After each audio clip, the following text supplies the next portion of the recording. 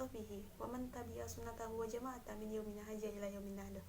Baiklah, kami dari kelompok 2 Metode Studi Islam dari Universitas Islam Negeri Sultan Syarif Kasim Riau ingin mempresentasikan hasil diskusi kami yang berjudul yang pertama, sejarah dan perkembangan studi Islam di dunia barat, di dunia timur, dan di Indonesia. Yang kedua, berbagai arti penting agama bagi manusia. Sebelumnya izinkan kami memperkenalkan diri. Nama saya Anissa Fitri Marpaung sebagai moderator. Kemudian ada teman-teman saya, yaitu ada Andre, ada Elvija, ada Cici Pangesti, dan ada Emelianda. Baiklah, untuk mempersingkat waktu, yang pertama akan dibacakan oleh Andre Febrianda. Kepada Andre kami persilahkan. Assalamualaikum warahmatullahi wabarakatuh. Di kesempatan kali ini saya akan menjelaskan tentang pengertian studi Islam. A. Pengertian studi Islam. Studi Islam atau dirosah Islamiyah atau yang lebih dikenal dengan Islamic Studies secara sederhana dapat dikatakan sebagai usaha untuk mempelajari hal-hal yang berhubungan dengan agama Islam. Di kalangan para ahli masih terdapat perdebatan tentang studi Islam atau agama. Jika dilihat dari sisi normativitas, kurang pas rasanya untuk dikatakan sebagai disiplin ilmu.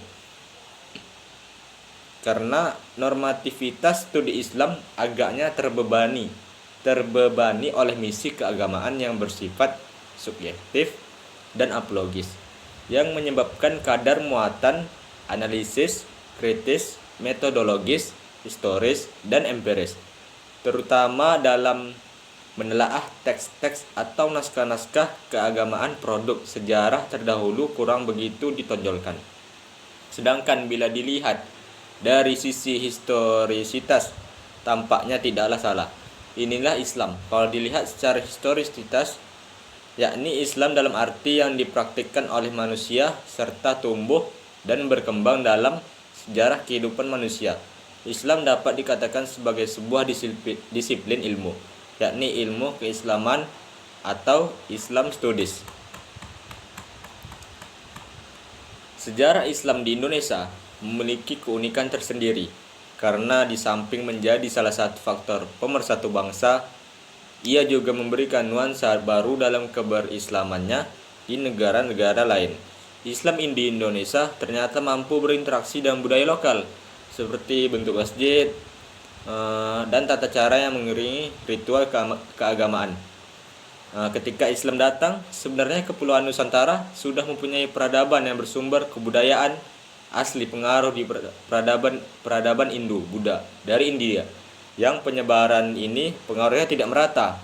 Di Jawa telah mendalam, di Sumatera merupakan lapisan tipis, sedang di pulau-pulau lain belum terjadi. Walau demikian, Islam dapat cepat menyebar. Hal itu disebabkan Islam yang dibawa oleh kaum pedagang maupun para dai dan ulama. Mereka semua menyiarkan suatu rangkaian ajaran dan cara serta gaya hidup yang lebih maju daripada peradaban yang ada. Dalam bidang kehidupan masyarakat tanpa kasta, juga dalam sufisme Islam lebih maju dan lebih mendasar daripada mistik pribumi yang dipengaruhi mistik Hindu-Buddha. Dalam bidang kehidupan masyarakat tanpa kasta, juga dalam sufisme Islam lebih maju dan lebih mendasar daripada mistik pribumi yang dipengaruhi mistik Hindu-Buddha. Sekian dari saya dan akan dilanjutkan oleh teman saya. Baiklah, terima kasih.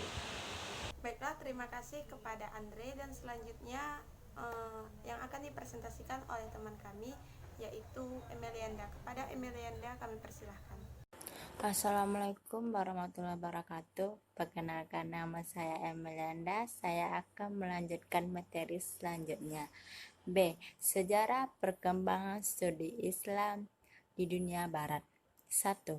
Sejarah perkembangan Islam di negeri barat, yaitu kemajuan perbedaan barat dimulai pada periode pertengahan 1250 sampai 18 Masehi, yang mana perbedaan Islam pada periode ini mengalami strategis, sedangkan perbedaan barat mengalami perkembangan sangat pesan dari ilmu pengetahuan.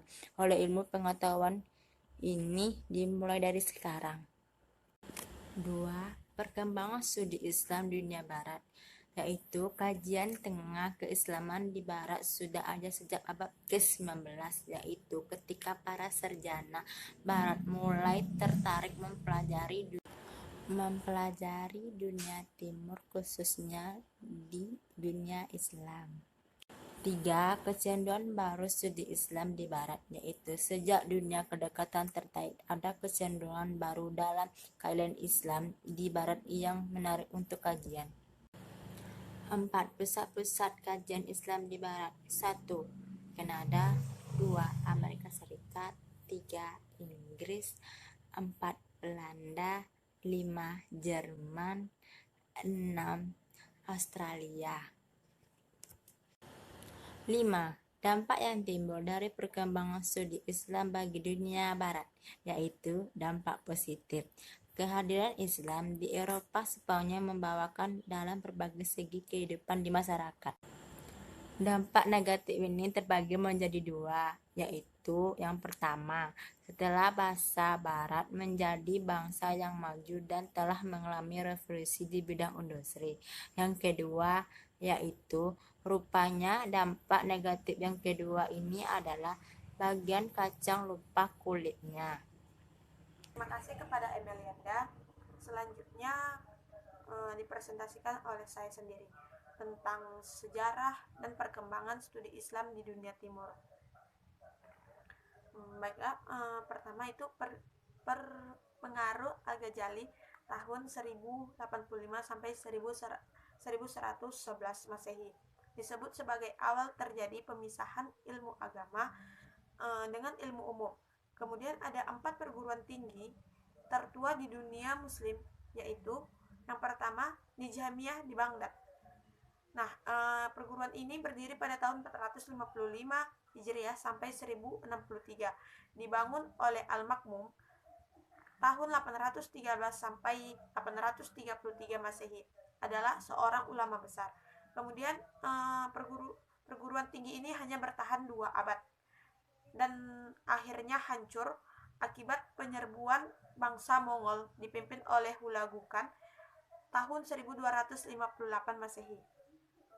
Dan yang kedua, Al-Azhar di Kairo, Mesir, dibangun oleh Panglima Besar Junhanri Al-Sikli tahun 365 Hijriah sampai 972 Masehi. Perguruan ini sampai sekarang masih tetap ada dan tetap berkembang. Dan yang ketiga, perguruan tinggi Cordova. Sejarah singkatnya bahwa di tangan Daulat Umayyah yang sejak berabad-abad terpandang daerah Minus berubah menjadi daerah yang makmur dan kaya raya, dan juga Cordova menjadi pusat ilmu kebudayaan yang gilang gemilang sepanjang zaman tengah. Dan yang keempat, ada Kairouan Amir Nizam Al-Muluk di Maroko. Perguruan ini terletak di kota Fez, berada di Afrika Barat, dibangun pada tahun 895 Masehi oleh putri saudagar yang kaya raya di kota Fez. Kemudian pada tahun 305 Hijriah sampai 918 Masehi diserahkan kepada pemerintah. Nah, sejak saat itu jadilah perguruan tinggi resmi milik pemerintah. Kemudian materi selanjutnya tentang sejarah dan perkembangan studi Islam di Indonesia yang akan dipresentasikan oleh saya sendiri. Saya akan melanjutkan presentasi saya, yaitu tentang materi sejarah dan perkembangan studi Islam di Indonesia. Awalnya itu pendidikan mulai berkembang pada abad ke-20 Masehi, yaitu tempatnya adalah masjid, merupakan pusat satu-satunya untuk media pembelajaran. Awal mulanya, masjid dapat menampung kegiatan pembelajaran untuk memperdalam agama. Kemudian tapi karena terbatasnya ruang dan waktu dan juga amina masyarakat, masjid tidak mampu untuk menampung masyarakat yang ingin belajar tadi. Jadi kemudian maka didirikanlah lembaga pendidikan Islam. Yang pertama, surau. Surau ini dari Minangkabau sebagai tempat bertemu, rapat, dan juga kumpul, dan pengajarannya ada 2, pengajaran Al-Quran dan kemudian pengajian kitab. Di sini pengajian kitab meliputi ilmu fikih, nahwu, shorof, dan sebagainya. Kemudian yang kedua ada Meunasah. Ini dikenal pertama pada masyarakat Aceh. Digunakan tempat belajar, berdiskusi, dan membicarakan masalah-masalah masyarakat. Fungsi dari Meunasah ini tempat ibadah, tempat sholat, berjamaah, dakwah, dan diskusi musyawarah atau mufakat. Kemudian yang ketiga pesantren. Pesantren adalah lembaga pendidikan asli di Indonesia dan memiliki akar yang sangat kuat dalam kehidupan masyarakat. Nah, Wali Songo adalah tokoh penyebar Islam di Jawa pada abad ke-15 sampai ke-16. Kemudian ada beberapa ciri dalam kehidupan pesantren yang sangat unik. Yang pertama, adanya hubungan yang akrab antara santri dengan kiai. Kemudian tunduknya santri kepada kiai, hidup hemat dan sederhana, semangat hidup mandiri. Yang kelima, jiwa tolong-menolong dan suasana persaudaraannya erat. Dan yang keenam, penekanan pada pendidikan disiplin. 7, berani menderita untuk mencapai suatu tujuan. Yang ke-8, santri memperoleh kehidupan agama yang baik. Sekian yang dapat saya sampaikan, dan selanjutnya akan dipresentasikan oleh teman saya, Elvija. Kepada Elvija kami persilahkan. Assalamualaikum warahmatullahi wabarakatuh. Perkenalkan, nama saya Alfiza. Saya akan melanjutkan materi 4 tentang sejarah pemikiran agama dan fungsi agama dalam kehidupan. 1. Sejarah pemikiran agama. Menurut Ikrimah, berdasarkan pendapat Ibnu Abbas, ayat di atas memiliki pengertian bahwa menghadap Allah dapat dilakukan baik ke arah barat atau arah timur. Hampir semua pendapat ulama berkesimpulan bahwa ayat di atas tentang konsep kiblat salat. Tirmizi dan Nasai meriwayatkan hadis dari Ibnu Umar yang menjelaskan ia salat dalam suatu perjalanan menghadap ke arah yang tidak menentu. Hal itu menurut Ibnu Umar juga pernah dilakukan Rasulullah. Agama sebagai salah satu faktor dan kekuatan sejarah. Tidak mudah diberi definisi karena agama mengambil berbagai bentuk sesuai dengan latar belakang pengalaman transenden manusia yang bervariasi. Meskipun tidak terdapat definisi yang universal, namun dapat disimpulkan bahwa sepanjang gerak sejarah, manusia memiliki catatan tentang hal-hal suci, dan agama termasuk di dalamnya.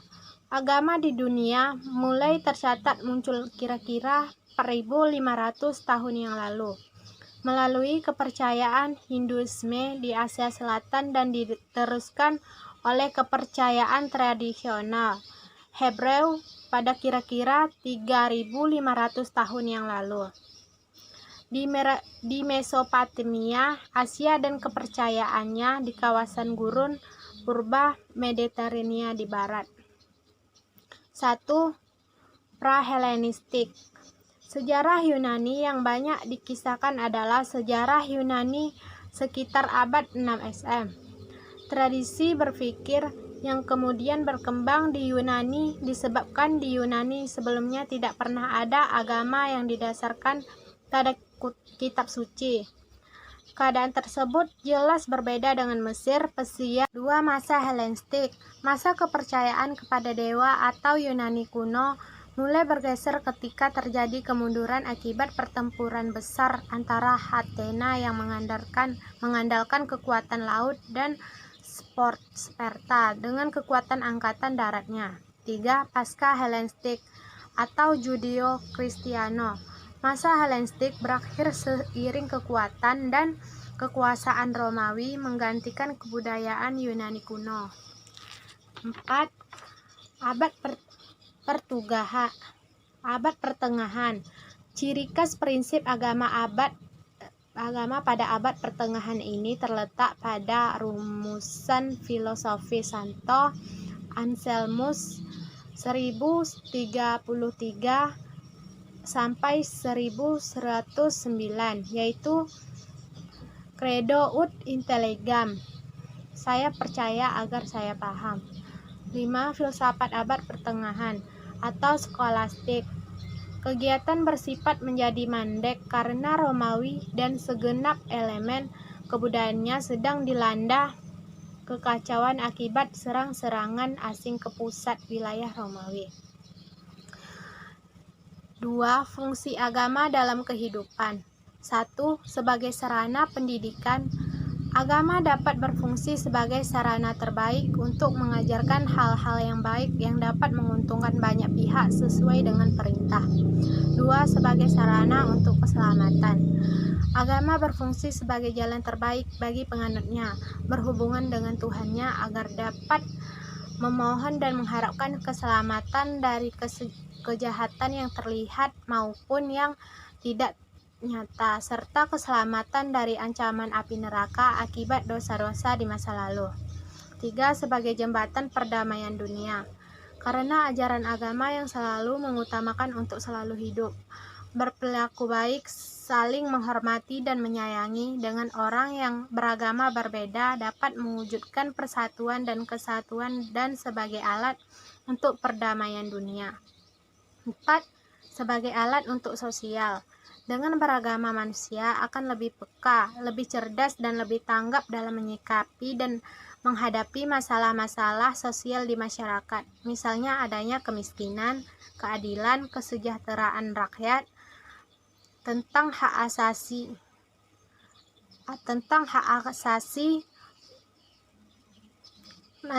manusia atau tentang aktivitas yang berjalan pada jalan kemaksiatan agar segera ditertibkan dan dimusnahkan agar perilaku tersebut tidak menodai wilayah sekitarnya dan tidak lagi menjerat perilaku generasi berikutnya ke arah yang penuh dosa. 5. Sebagai jenjang hidup yang baru. Ajaran agama selalu mengajarkan hal-hal yang baik dan melarang manusia untuk berbuat sesuatu yang merugikan orang lain, apapun bentuknya. Pentingnya agama dalam kehidupan. 1. Agama dapat mempersatukan perbedaan kultur dalam masyarakat yang menjemuk. 2. Agama adalah tiang kehidupan seseorang.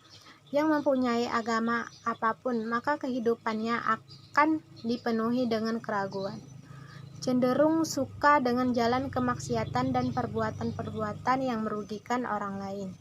3. Agama adalah tiang dalam berpikir seseorang yang tidak memiliki agama, maka akan sulit baginya untuk mengerti dan memahami cara menghormati perbedaan kita dengan orang lain. 4. Agama adalah tiang dalam mengambil keputusan. 5. Agama adalah tiang negara sebuah negara yang sangat maju tidak akan berarti apa-apa jika warga negaranya tidak memiliki agama. Sekian, terima kasih. Terima kasih kepada Elviza atas sambutan materinya, dan dilanjutkan kepada teman kami yaitu Cici Pangisti. Kepada Cici Pangisti kami persilahkan. Assalamualaikum warahmatullahi wabarakatuh. Nama saya Cici Pangisti, NIM 1204022439. Kelas 1E. Saya akan melanjutkan presentasi dari teman saya. Untuk yang ketiga itu kebutuhan manusia terhadap agama. Faktor-faktor kenapa manusia memerlukan agama. Yang pertama itu kebutuhan akal terhadap pengetahuan mengenai hakikat eksistensi terbesar. Betapapun cerdasnya manusia dapat menciptakan robot, manusia dapat menciptakan pesawat terbang, manusia dapat menciptakan roket dan lain sebagainya. Tapi tidak ada yang tahu pasti untuk apa manusia menjalani hidup ini, dari mana manusia berasal, dan kemanakah manusia akan menjalani hidup ini. Banyak banyak pemikir yang memikirkan itu semua, tapi tidak ada yang pasti. Maka dari itu, kalau dikembalikan kepada sang kuasa atau sistem kepercayaannya masing-masing, itu ada sebabnya. Dan yang kedua itu kebutuhan fitrah terhadap manusia. Bukti yang paling jelas menunjukkan bahwa secara fitrah manusia butuh terhadap agama adalah kenyataan bahwa semua bangsa mengenal kepercayaan zat yang dianggap agung. Maksudnya dari zaman dahulu sampai sekarang itu sistem kepercayaan masih ada, walaupun masih beragam, seperti agama Kristen, agama Hindu, agama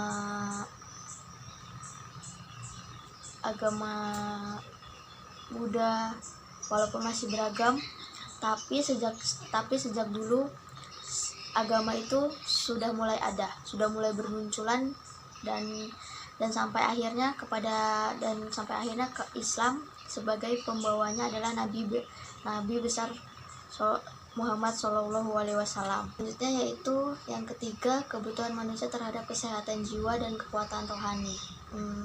Yang namanya kehidupan manusia itu tidak ada yang bebas dari hambatan kerikil. Sekecil apapun kerikil itu, manusia terkadang merasakan sedih, senang, gembira, bahagia. Ada yang sampai menangis karena saking senangnya, ada menangis saking sedihnya. Itu semua beragam.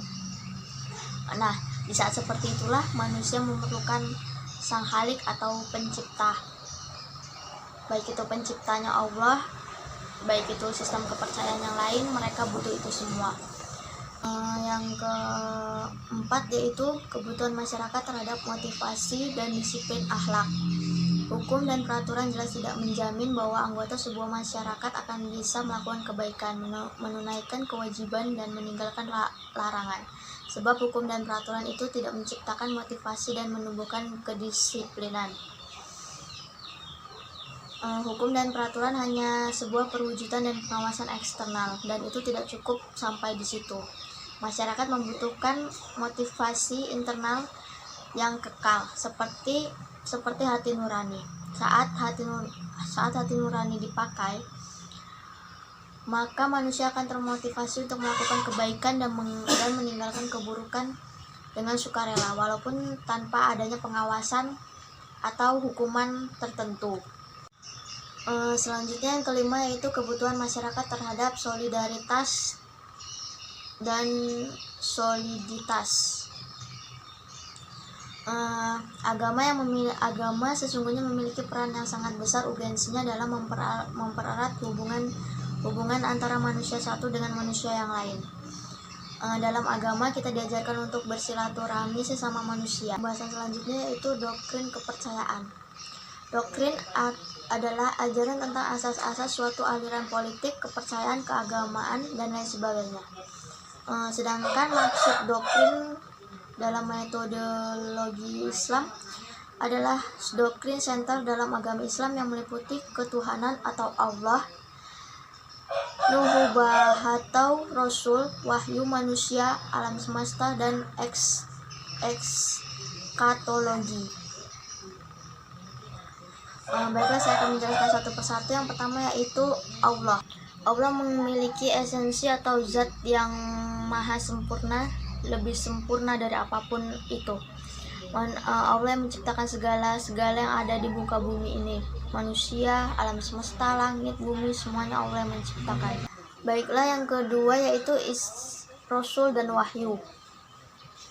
Islam menegaskan bahwa setiap doktrin berkaitan dengan sifat Tuhan atau at-tauhid.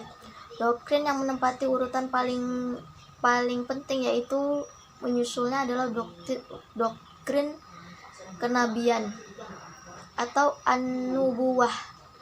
Menurut pemahaman Islam, Tuhan yang menjadikan kenabian dimulai sejak Nabi Adam dan ditutup dengan turunnya wahyu Allah, yaitu Al-Quran, yang diturunkan kepada Nabi Muhammad. Baiklah, yang ketiga yaitu manusia. Islam memandang manusia baik laki-laki maupun perempuan itu sebagai makhluk. manusia yang pertama diciptakan yaitu Nabi Adam, dan mengembuskan ruhnya kepadanya. Setelah itu Allah mengajarkan semua nama-nama benda padanya dan memerintahkan kepada seluruh makhluk Allah agar bersujud kepadanya. Mereka bersujud kecuali iblis. Untuk yang selanjutnya itu alam semesta. Alam semesta juga dikatakan sebagai alam kosmos, jagat raya, alam universal, dan yang diciptakan Allah sebagai tempat untuk para makhluk. Semua yang ada di bumi ini seperti laut, pegunungan, pohon, itu harus dijaga. Karena saja di laut itu kan banyak ikan. Jadi kalau misalnya kita mengambil ikan dari situ, kita dapat memenuhi kebutuhan protein kita dan menjadikan kita sehat walafiat. Baiklah, pembahasan yang terakhir yaitu ekskatologi. Banyak dari ajaran-ajaran Islam, Al-Quran dan hadis Nabi yang membahas subjek berkaitan dengan persoalan-persoalan ekskatologi atau hari akhir dari seluruh realitas, baik yang makrokosmik dan mikrokosmik. Baiklah, itu saja yang pembahasan yang dapat saya sampaikan. Selebihnya saya minta maaf apabila ada kata-kata yang kurang berkenan, karena yang sempurna itu datangnya dari Allah. Wassalamualaikum warahmatullahi wabarakatuh. Baiklah, terima kasih kepada Cici Pangesti. Dan terakhir kita ada penutupan yaitu doa yang dibacakan oleh Andre. Kepada Andre saya persilahkan. Sebelum kita mengakhiri presentasi makalah kita, alangkah baiknya kita berdoa agar presentasi kita diberkahi oleh Allah Subhanahu wa taala dan dimudahkan dalam menuntut ilmu. Ala ziniyah asy-syarifah Ummul Furqan Al-Fatihah. A'udzubillahi minasyaitonirrajim. Bismillahirrahmanirrahim. Alhamdulillahirabbil alamin arrahmanirrahim maliki yaumiddin. Iyyaka na'budu wa iyyaka nasta'in ihdinas siratal mustaqim siratal ladzina an'amta 'alaihim ghairil maghdubi 'alaihim waladdallin. Amin. A'udzubillahi minasyaitonirrajim. Bismillahirrahmanirrahim. Allahumma sholli ala sayyidina Muhammadin fil awwalin wal akhirin wa sallim wardi Allah tabaraka wa ta'ala an kulli sahabati Rasulillahi jama'in. Alhamdulillahi rabbil alamin hamdan syakirin hamdan na'imin hamdan yuafini wa yukafi mazida walakal hamdu wa kasukru kama yanbaghi li jalali wajhikal karim wa adhimi sultanik. Allahumma inna nas'aluka salamatan fid din wad dunya wal akhirah wa afiatan fil jasad wa ziyadatan fil ilmi wa barakatan fil rizqi wa taubatan qoblal maut wa rahmatan indal maut wa maghfiratan ba'dal maut. Allahumma hawin alaina fi sakaratil maut wa najatan minan nari wal afa indal hisab. Rabbana atina fid dunya hasanah wa fil akhirati hasanah wa qina adzabannar. Bi fadlika subhana rabbikal izzati amma yasifun. Salamun alal mursalin walhamdulillahi rabbil alamin. Taqabbalallahu minkum baiklah, cukup sekian dan akhirnya wassalamualaikum warahmatullahi wabarakatuh. Kepada Andre yang telah membacakan doa, dan semoga kita selalu dalam lindungan Allah Subhanahu wa taala, dan semoga COVID-19 ini selesai secepatnya dan kita bisa tatap muka semua. Demikianlah yang dapat kami sampaikan, lebih dan kurang kami mohon maaf. Di sini saya selaku moderator ingin meminta maaf yang sebesar-besarnya kepada rekan-rekan semua. Jika ada kesalahan kami saat bertutur kata dan saat menjelaskan materi-materi yang kurang jelas, mohonlah dimaafkan. Akhirul kalam, wallahul muwaffiq ila aqwamit thoriq. Assalamualaikum warahmatullahi wabarakatuh. Dadah.